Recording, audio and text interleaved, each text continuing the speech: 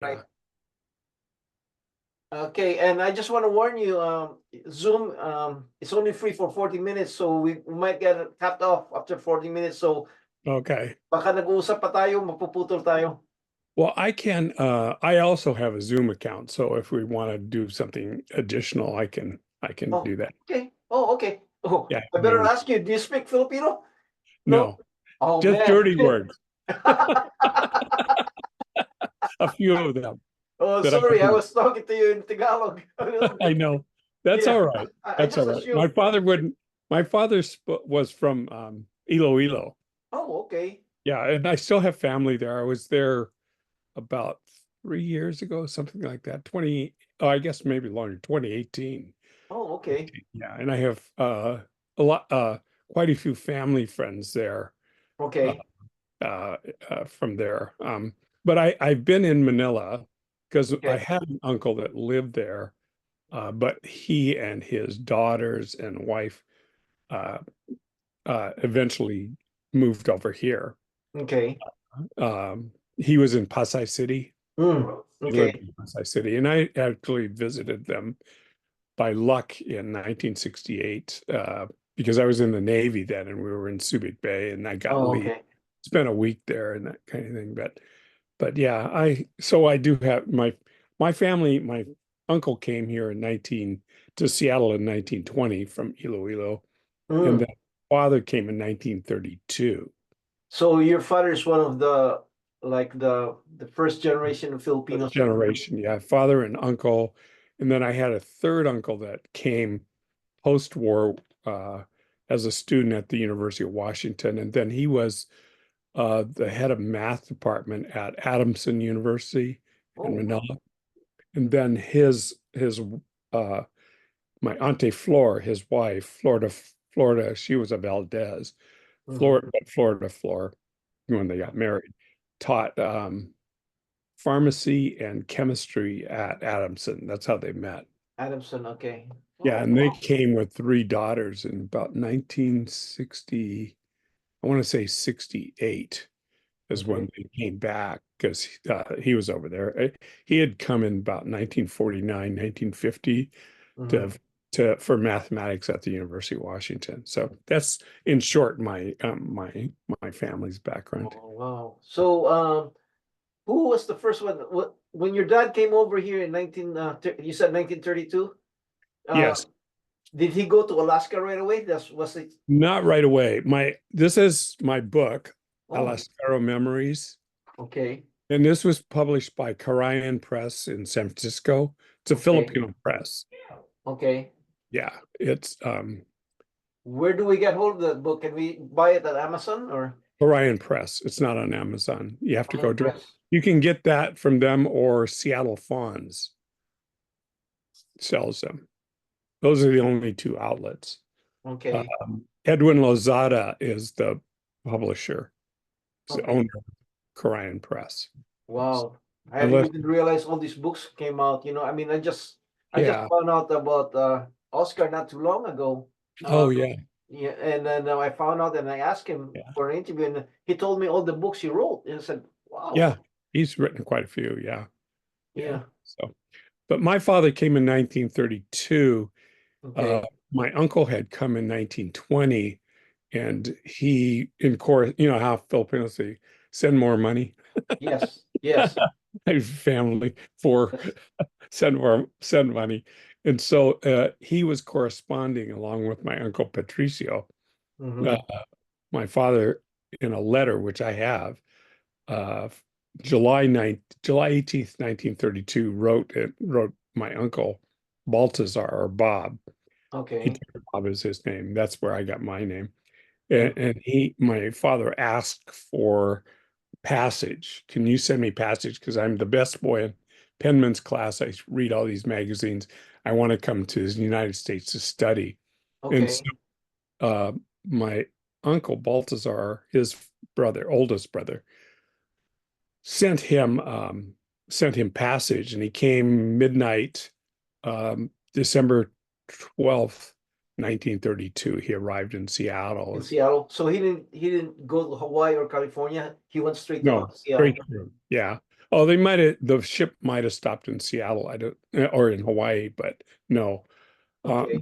my uncle, on the other hand, was what they called a workway. Okay.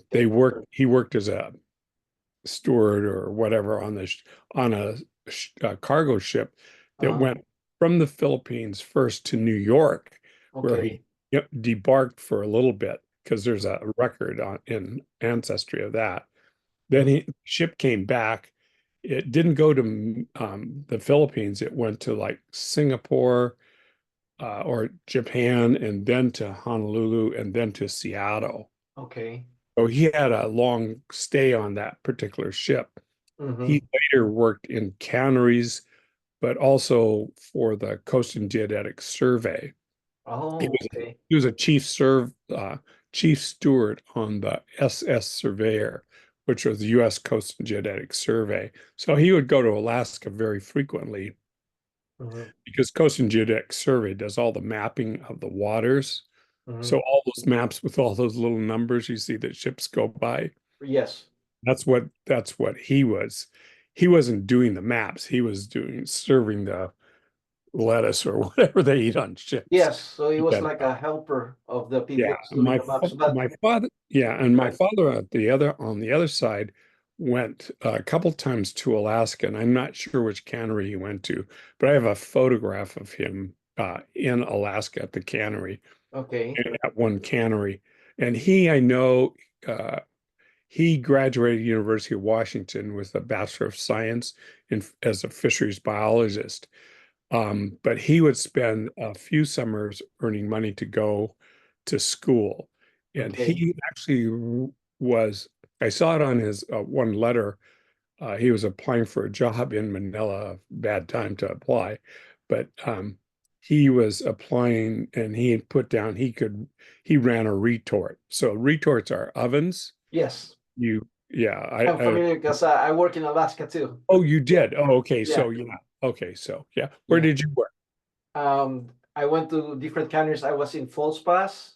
Oh, And okay. okay, that's in the You know, Aleutian chain. yes, And then I was in Kodiak Island, where Uganic Bay, and I was in King Cove. I was in King Cove. Oh, you were? Yeah, yeah. I'm familiar. You flew into Cold Bay. Yeah, Uh, Cold yeah, Bay. Yeah. and then you took a tender usually out to Falls Pass or King Cove. We took So the boat that lands in the water, with the airplane? the plane that lands in the water. Oh, you took the Blue Goose. Oh yeah, the Blue Yeah, the Goose. Blue Goose, Yeah. the mail plane. I have a poem in here. Uh, you would be real familiar with mine, but this is the Blue Goose, the poem. Yep. That's Yeah, it. yeah. Yeah, So, and I was in Uganic Bay too, in Kodiak uh, Island, and okay, we same thing, the Blue Goose. okay, yeah. See, my uncle is buried in Cordova, Alaska. Okay. Yeah, he had a heart attack. He was on the Surveyor at the time, this SS Surveyor, and Mhm. he had a massive heart attack and died there. Oh, So, okay. So yeah. what?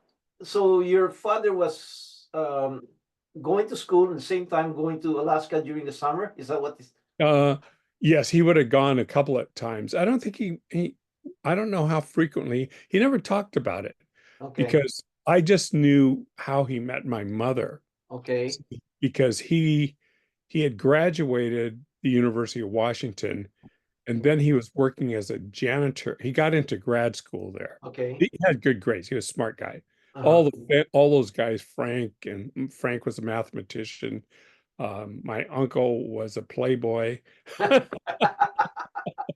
but he graduated Seattle U in Mhm. 19. My uncle graduated Seattle U and Seattle College, actually, Mhm. 1942, May of 1942. Went up to Alaska, had a heart attack, and died 2 months later. Okay. So your So, family is actually one of the first Filipino family here in Seattle. Seems yes, like it very early family, very early very, families. yeah. Yeah. Yeah. I grew up in Seattle. Seattle's Filipino community was, initially it was in Chinatown area, Yes. International District, and that because a lot of Filipinos stayed there because they were single men.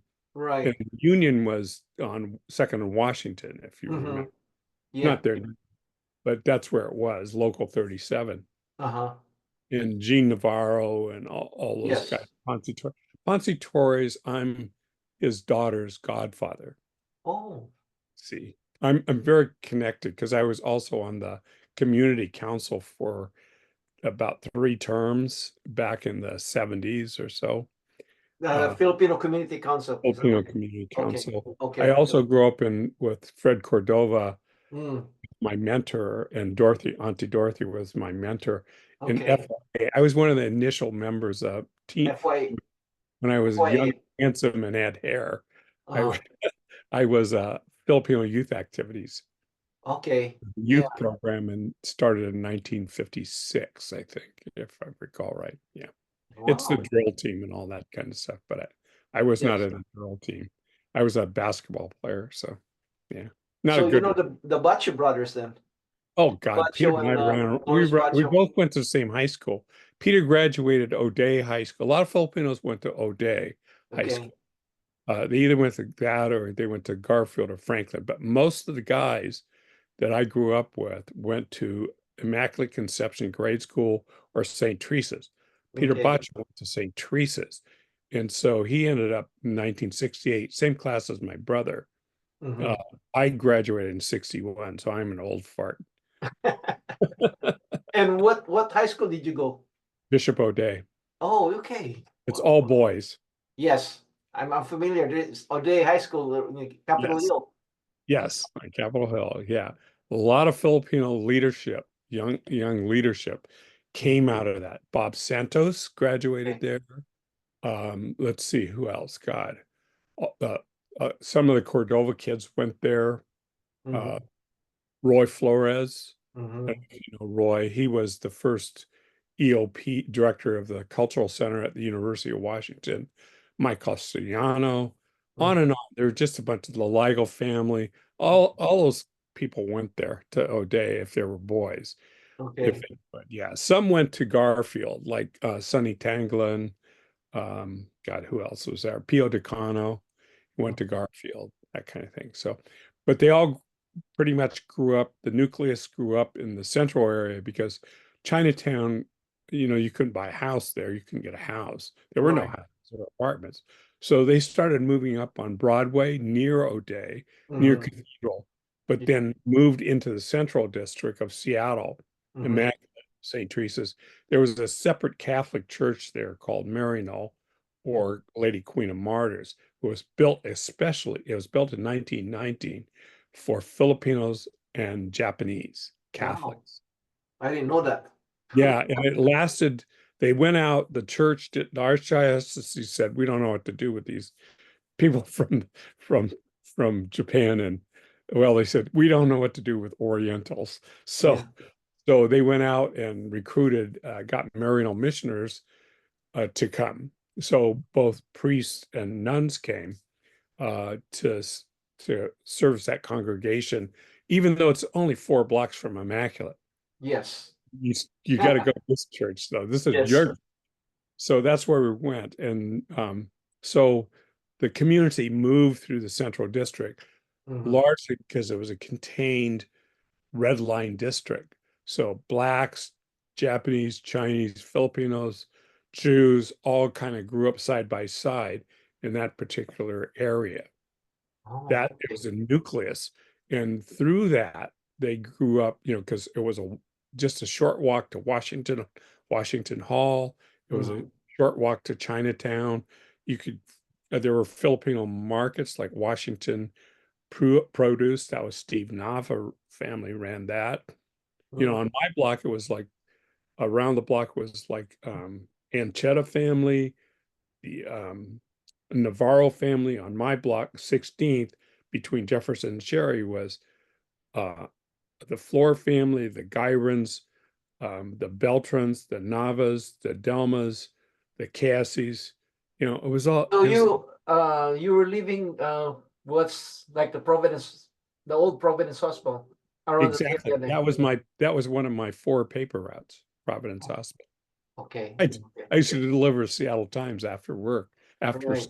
And the old FYA headquarters was just across from the hospital, you know, with a like a It was. That was a school. That school there was that school. That L-shaped building uh-huh.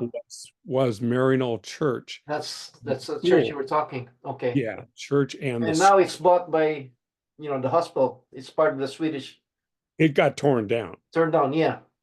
Yeah, but the house right across on the corner there, 17th and Jefferson, was the nun's house. Mm-hmm. Then the if you went around the block there, around up 16th, there was Mm-hmm. three garages, you might Yeah. remember, and then back of the garages was the priest's house. Okay. There's a little athletic course, a little dirt basketball court. It wasn't worth anything, but yeah. But that was basically the Maryknoll school. The nuns used to teach Japanese language there and that kind of stuff. They Uh, went off to Manzanar and Minidoka. They all got, for the war, and they came back post-war.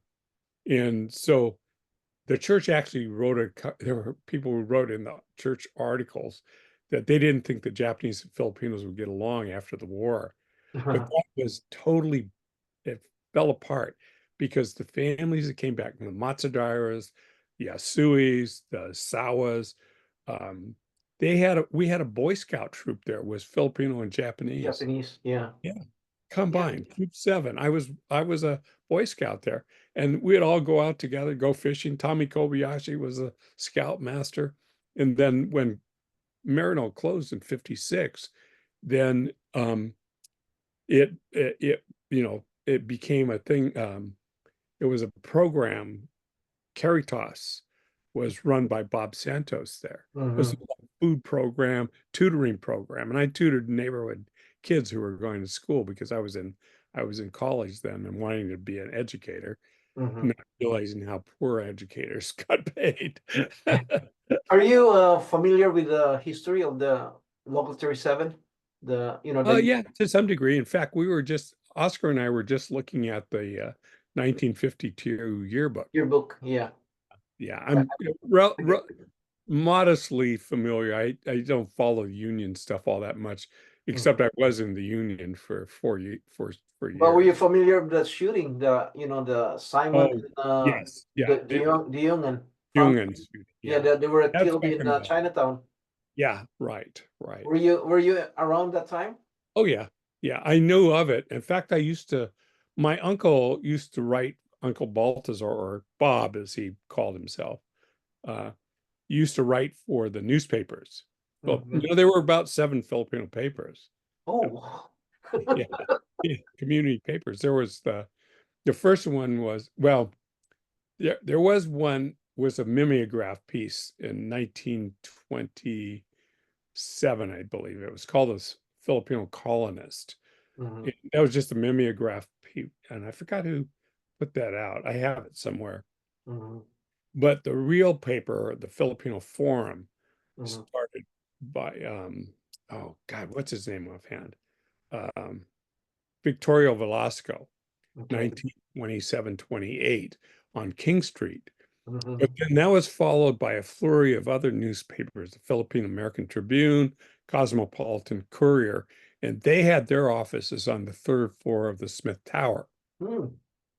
And that's who my wrote for. He was an associate editor. Started off as a writer, became an associate. He was a good writer, a Hmm. little flamboyant, but that's Filipinos. It'll be a little, Yeah. Yeah. but he was a little weird though. But he had all these girlfriends and all that kind of thing. I suppose you're supposed to be flamboyant. And Uh-huh, uh-huh. so he wrote for that paper, and there were a number that followed. And there are no newspapers now. Yeah. The last That's a one died, shame. I think, a year ago. Yeah, it is a real shame because I work on the Pagdirion Festival Hmm. every year, and so South Center. Seattle Center, I do the literary portion of the Okay. program. So Oh, okay. that's how. In fact, Oscar read this year. He was one of the.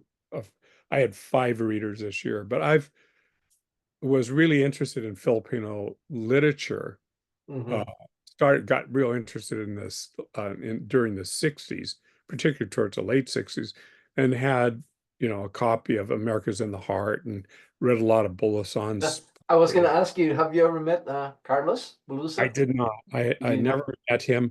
I wish I had. Fred Cordova had met him, knew him, but I was too young. Okay. 56. I was just a kid. I was paying more attention to Bobby Belsina than I was Yeah. Carlos Bulason. I was, like baseball junkie. Yeah. The Monongs. My father would pick up a couple of uncles that were close friends of his and godfathers to my sisters, and we would go down to Six Stadium for a baseball game, Yes. have lunch at a Filipino restaurant. Because if you remember, just about 2 blocks away on Second Avenue, there was a downstairs pool hall. And Yes. yeah, I remember that. I forgot the name of it, I but can't remember either. Yeah. yeah, we used to go there Mm-hmm. before we had a game. We would go there, have, they had Filipino food, you Mm-hmm. adobo, rice, that kind of stuff, and then we'd have lunch and then go to a game and that kind of Yeah. thing. And Seattle then Pilots. Hmm? The Seattle Pilots. Oh, they were only 1 year, Oh, six the only one. Rainiers, Oh, Rainiers, Seattle Rainier. That's right. years. Yeah, that was a minor league, a triple Yeah. A for Cincinnati. Yeah. Anyway, we're getting sidetracked. You wanted to ask about the cannery stuff. So Yes. what did Your you want to know about experience. The I book. mean, you were in the same cannery as I was, just about. Oh, what category did you go? King Cove, Oh, you 4 years, 4 summers. the 4 summers in King Yeah, Cove. and Eddie Acina Senior was the foreman. Okay, I never You met the foreman when I was there was I can't remember his name, but he's a Marine. Everybody calls him the Marine because he he wears that Marine cup and very Oh, strict guy. I can't remember oh, his name. I wish I wonder who that was. I Uh, gave him a call because somebody gave me his number, but uh-huh. I kind of told him I went to King Cove once Yeah. and was run by Peter Pan. Was it Peter Pan? Yeah, it was. I think it Yeah. was Peter. I don't remember if that's what it was when I was there, but I think it did become Peter Pan. The Uh-huh. cannery looks bigger. I've seen pictures up from the air, Uh-huh. and the city looks a little bit different because when I was there, there were no cars. Yes. And I've seen a few pictures where there are a vehicle or two in, but there's no direct roadway. It's still, Yeah. Yeah. just drive there. You still have to fly in or go by boat. And I've Yeah. got, I flew in once, and every other time I went by tender Mm-hmm. Mm-hmm. from Cold Bay. And what was your job in King Cove? I did almost every job in the cannery, not Oh, every okay. job, but almost. I started off uh, warehouse and slimer, Okay. and primarily I was a slimer my first year. But there Mm-hmm. was a guy, one of um, the head butcher there was a Willie, and I can't remember his last name, but he knew I was kind of interested in becoming a butcher because Okay. they paid you got 2 hours for cleaning the machine afterwards. Mm-hmm. So I Yeah. would we would go through thousands of fish, and so towards the end he started bringing me up to the having me come up to the table, Mm-hmm. and I really liked doing the straightening where you straight the fish out and all that kind of Yeah. stuff. Yeah. That Yeah. was my favorite job of all the jobs in the cattery. I love doing it. It was like being an artist, Yeah. 8, 10 fish at one time, and you go, whoop, and they're all in line, all the heads Uh-huh. are on one way. I love doing that. That was like my favorite thing. Heads was kind of boring. You just go like this, Yeah. make sure you don't cut off. And then tails, you always had to be a little careful so you didn't get your glove accidentally caught and lose a finger or two. Oh, okay. Yeah, that was But my favorite. But I could drive a lift, mm-hmm. pile high, drive a little Clark lift. Okay. I worked a lye wash. I Mm-hmm. worked a little bit of sorting up above the big bins. That was Yeah. hard. I didn't realize how hard that was, Yeah. with the Yeah. hooks. You have to be really And quick. I Yeah. did what do you call the filler? Filler. Yeah. Uncle Ralph. There was a guy named Uncle Ralph Abelot was there, and he was like a guardian. He wouldn't let me gamble. Okay. Yeah, they didn't want me. They knew I was going to college, Oh, okay. and they knew that this going to the canneries was my college I was Yeah. getting money to pay because I was going to Seattle U. It Uh-huh. was a private Jesuit school. And so they would say, go work for me. I Yeah. gambled today. You go work for me. So I Right. would, I ended up, that's how I ended up learning all the other jobs because you'd go and, do lye wash or you do catch a can and Yeah. Yeah. a warehouse, you're flipping over the cans and that kind of Yeah. stuff. Yeah. Or you drove Lyft. And Mm-hmm. so you got, we would like work as butchers. We do, anywhere from 250,000 to 700, 800,000 fish in a day. And then Mm-hmm. it depends how many lines you were running. And if you ran quarters versus quarter pounders or half pounders versus full pound cans and that kind of stuff. So then, I'd go to lye wash, Mm-hmm. and if it was half pounders or quarter pounders, it'd take forever to cook those damn things. Yes. So you'd have these big breaks, you're sleeping there on the bench, and Mm-hmm. then you get up and put them through the lye wash, and you Mm-hmm. get home like 2, 3, 4 in the morning and that kind of thing. Get a couple hours of sleep, and then go back to butchering the next day. Yeah. Or longshore. Now, longshore back then, when I was going, this is 62, 63, 64, and 65. Mm-hmm. It's just all hand packed. You'd have Mm-hmm. a pallet board, you'd put those 50-pound boxes, cans of boxes, Yes. Yes. and then they were loose. They weren't strapped. Mm-hmm. And you would pile them 3 high on a lip using your jitney. Wow. And a ship would come in, Alaska steamship would come in, and you had to hand pack those. So there'd be a crew taken away, like Mm-hmm. 12 of us. They called us the young boys. Yeah, young boys. Young You'll go boys. longshore. Okay. Yeah.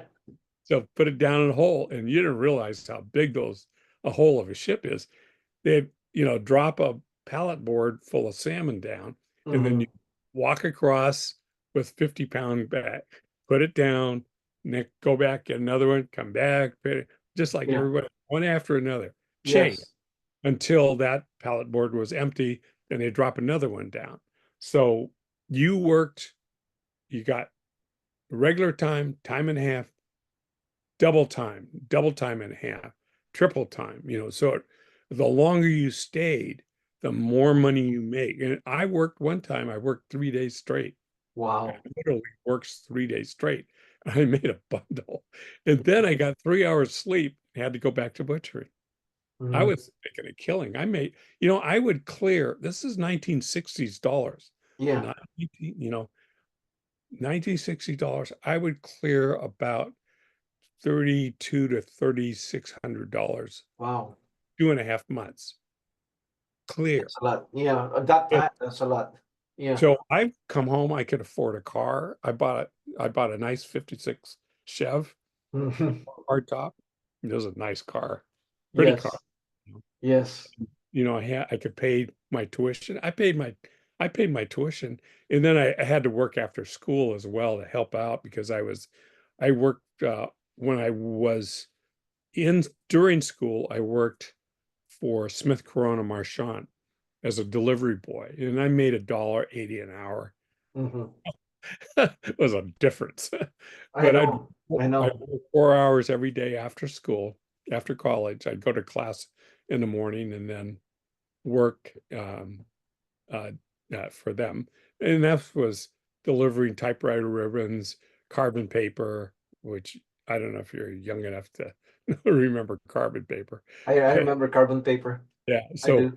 it was all that. And, I'd go to offices, and secretaries didn't want their fingers dirty with ink. So you'd install the adding machine ribbon or the typewriter ribbon for them. Yes, sweetie, I can do this for you, kind of stuff. Yeah. So that's what it was. But that paid my college. And then in 1965, see, 1965 is my last year. Mm-hmm. Um, I I enlisted in the Navy, Navy. Okay. and then I was active for. I didn't have to go right away. They gave me a year because I needed a year to finish college. to Mhm. graduate. And I finished in December 66 and went active immediately. Immediately, the end of just after the new year, they sent me down to Treasure Island, San Francisco, Yes. and then to Hawaii for a ship. And I was on active for 2 years on the ship. Got out um, December 1968. Came home, served Pier 91 here, 91, 90, 90 and 91 used to be a naval base. Oh, I didn't know that. Yeah, Pure it was naval 91? base. Yeah, Okay. yeah. And so that's where I was for about 2 weeks while they got rid of me. Filed my papers, gave me my DD 214, all that other Did you ever crap. go to Vietnam? I didn't. Oh, we You- were in Vietnam waters briefly, but I was not. I wouldn't say we were in Vietnam. We were in their waters. Okay. I had gotten on the ship just after they had returned from Vietnam doing it was my ship was the USS McMorris, and it was the first ship to shore fire on Vietnam. Mm. They were doing interdiction along the coast, stopping sampans and whatever else to see if there were arms being transported and that kind of thing. But I wasn't on that time. I came on just after that, and the ship had been in a collision. So we were about 4 months, 5 months in dry dock Mhm. because the couple guys had gotten killed. Another ship ran into the afterberthing compartment of the ship and killed a couple people and dragged a couple people under and that kind of stuff. But then I went on as a bosun's mate, chipping paint and painting. And Mhm. then I passed all my tests to become a yeoman, uh, Oh, okay. ship's office. And Mhm. so I was ship's office the balance of my career. But on a small ship, the destroyer escort, like I was on, you do every job in the, Mhm. you do all kinds of, you're steering, Yeah. you're at the helm, you're in sometimes you're in a gun mount, you're on Mhm. watch stations. So I did a lot of stuff on the ship but I liked being in ship's office because I had Oh, okay. clean uniforms. Oh, yeah, clean uniforms. God, yes, got me, clean uniforms, shine shoes. You know, Uh, I went through all kinds of uniform dungarees and as a bosun's mate because I was chipping paint and going over the side and doing all that uh, other crap jobs. That's what you do when you're a bosun's mate and don't know anything. But uh, yeoman, your ship's officer, you're working for the XO, executive. yes. So, and I knew all the Filipino guys on the ship. So every so Mhm. often they slip me in a cup of adobo or something like that. Yeah, yeah. They knew I was Pinoy. So Yes, yes. they,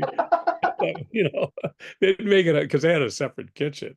So they'd make their Uh-huh. stuff with, Yes.